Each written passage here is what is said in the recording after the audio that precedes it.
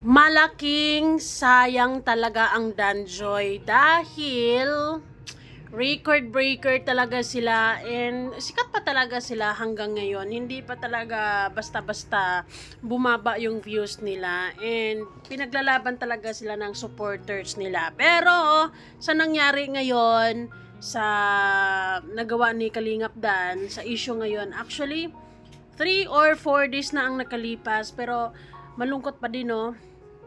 Nakakalungkot pa din isipin na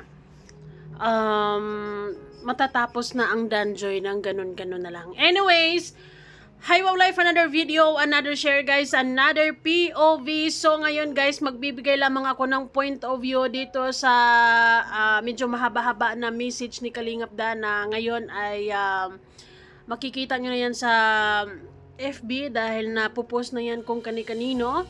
Ano yun, private message ni Kalingap Dan, maybe sa sponsor, to a specific sponsor, hindi natin alam kung sino man, pero nakalabas ang conversation na ito. Pero wala namang masama na sinabi ni Kalingap Dan or wala namang kung ano-ano pa mga para dagdag issue.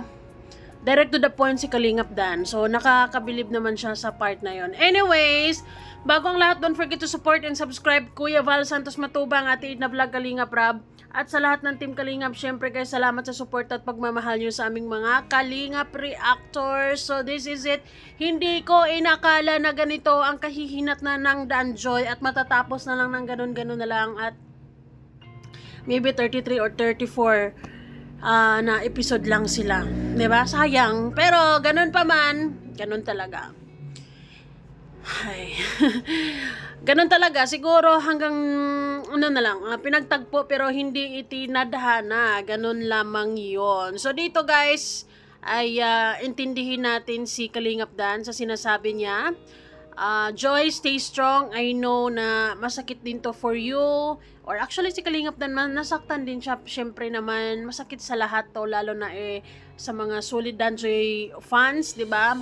Grabe ang lala ng epekto sa nangyaring ito sa ibang mga fans dahil talagang humahagulgol sa hiyak and talagang sobrang nasaktan, sobrang parang broken hearted talaga, ganon.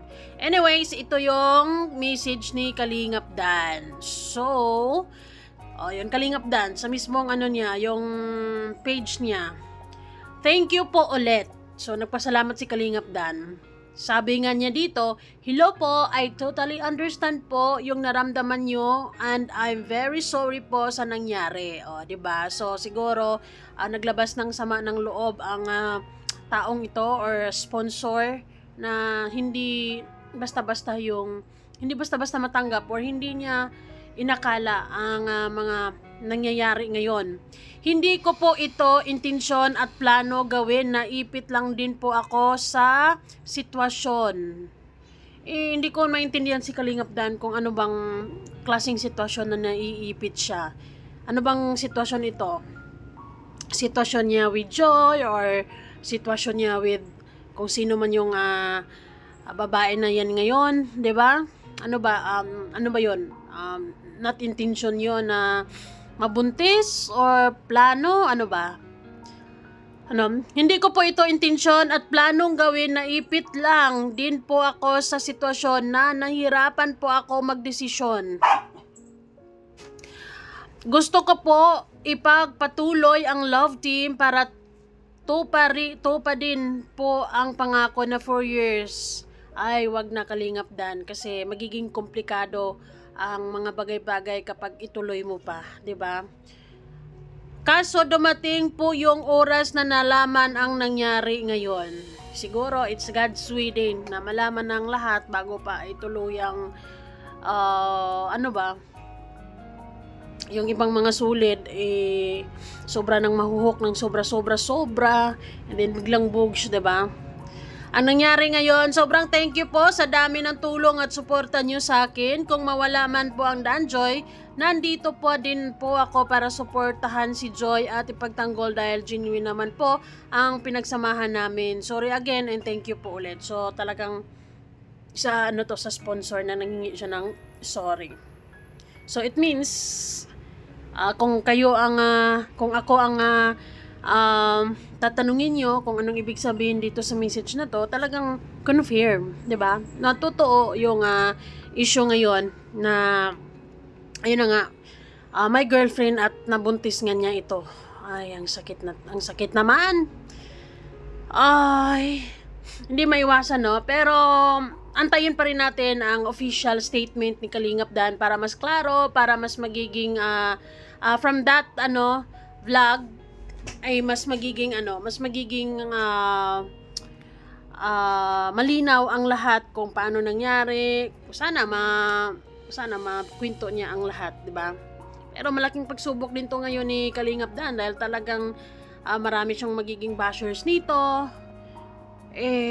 This is the consequence sa decision niya na hindi maganda, 'di ba?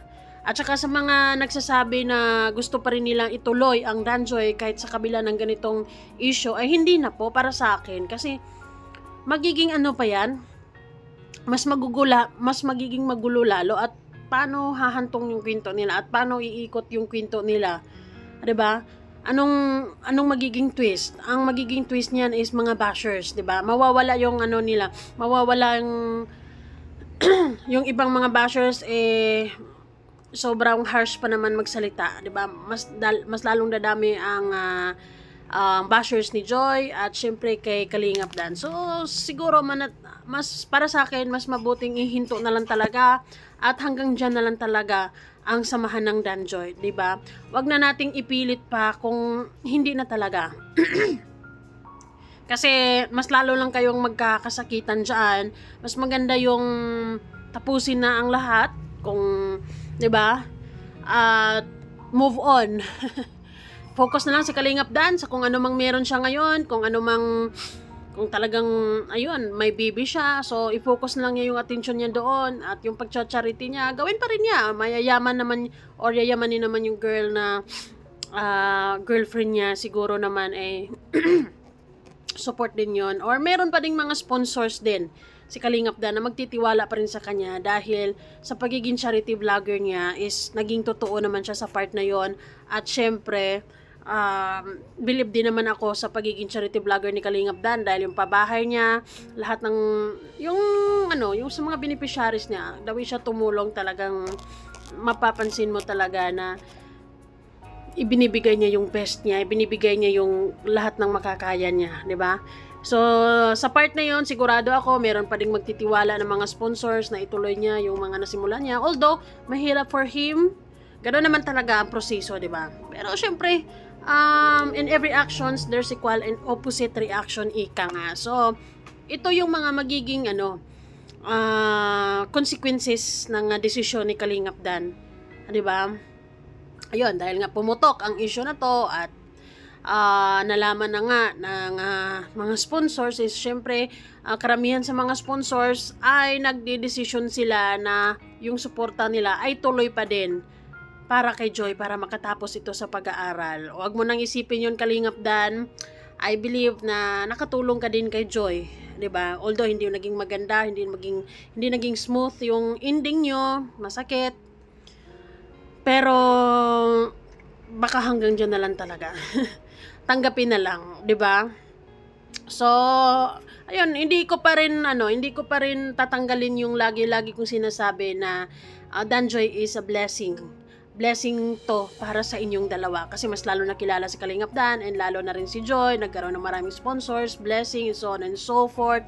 Ang daming magandang nangyari dahil sa Danjoy, 'di ba? Ang daming basta pero dahil sa isang ganito, hindi ko rin sabihin na pagkakamali 'di ba? Kasi kapag pagkakamali, ibig sabihin nito not intention ang nangyari kanila ni Kalingap Dan. Pero kung talagang in relationship sila or naplanuhan na nila to or maybe hindi planado na magkaroon or mabuntis, pero kung in relationship sila at ginawa nila yung mga bagay niyan at nagbunga, so talagang tama na lang din naman yan. Matanda na rin naman na si Kalingap Dan, 'di ba, to start his own family and to have a child also, 'di ba? So maybe this is his destiny talaga na makasama niya yung tao na yun.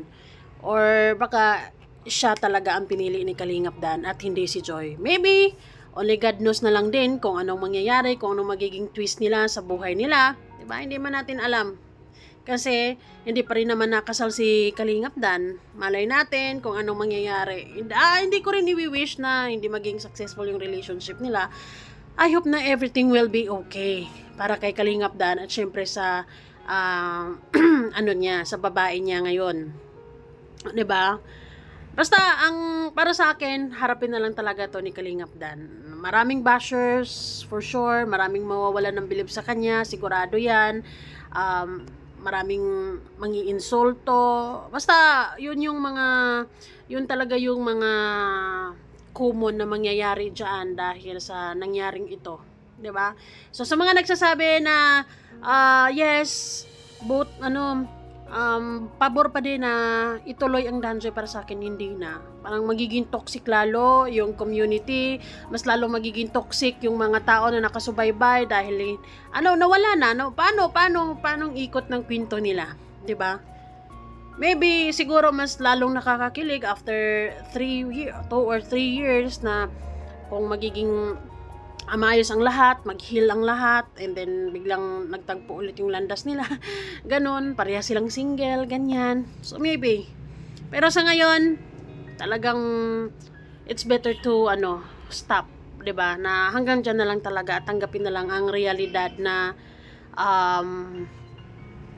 siguro talagang hindi sila para sa isa't isa. And that's sad para sa mga Danjoy Solid fans, para sa mga sponsors, para sa mga naluko nila, para sa mga napaniwala nila na totoo ito ang lahat. Or lalo na si Kalingap Dan dahil sa halos gabi-gabi niyang pagla-live, nagbibigay siya ng assurance sa mga fans. Pero yun pala bukya. Ay nako naman. But anyways, at the end of the day, this is Sokmed, 'di ba? Sabi ko nga, watch at your own risk. Pero nga naman, nagtiwala talaga ang mga Danjoy fans dahil malaki nga ang nila kay Kalingap Dan. Yung tiwala nila kasi si Kalingap Dan na mismo ang nagsabi na this is real. Actually, maganda naman sana yung Danjoy walang aminan kasi wala tayong panghahawakan. Nakadepende sa mga fans na kung panghawakan nyo ba na magiging forever sila or hindi man, di ba? Lang yun. Pero once na umamin ka kasi, I believe na meron ka ding pananagutan. Diba? You have to explain sa mga fans mo kasi for them ay naluko sila, 'di ba? Lalo na mas masakit lalo sa mga sponsors, 'di ba? Na parang niloloko ka harap-harapan. Pero this is it. This is the reality. This is real now and we have to accept the fact na hanggang dito na lang talaga ang Danjoy. And sa message na to ni Kalingap Dan to a certain or to a specific sponsor kung sino man siya, confirm, 'di ba? Nagsorry siya, nagsorry again and thank you po ulit. So it means he did he commit mistake or malay ko ba kung mistake. Ang mistake lang diyan is yung nag-lie siya sa mga supporters na they're real, he's real, pero hindi. So, ayun lamang guys. Maraming salamat. Basta para sa akin, it's a big no to Danjoy ulit. Kasi, parang hindi na magiging healthy and hindi ko na rin makikita kung paano mangyari. Kung anong mangyayari sa kwento nila na to, kung itutuloy pa. And, sa pagkakakilala ko kay Kalingap Rab, after this issue, I think, it's over. Thank you guys so much. Babu! Kayo, comment down below kung anong pagkakaintindi nyo sa sinasabi dito ni Kalingap Dan. Anyways, babasahin ko ng buo para mas malinaw. Thank you po ulit. Hello po, I totally understand po yung nararamdaman nyo and I'm very sorry po sa nangyari. Hindi ko po ito intensyon at planong gawin, naipit lang din po ako sa sitwasyon. Nahihirapan po ako magdesisyon. Gusto ko po ipagpatuloy ang love team para tupadin po ang pangako na 4 years kaso dumating na po ang oras na malaman ang nangyari ngayon. Sobrang thank you po sa dami ng tulong at suporta nyo sa akin. Kung mawawala man po ang Danjoy, nandito pa din ako na suportahan si Joy at ipagpatuloy dahil ipagtanggol dahil genuine naman po ang pinagsamahan namin. Sorry again and thank you po ulit. That letter or message said it's over and it's true. Thank you guys. Bye-bye.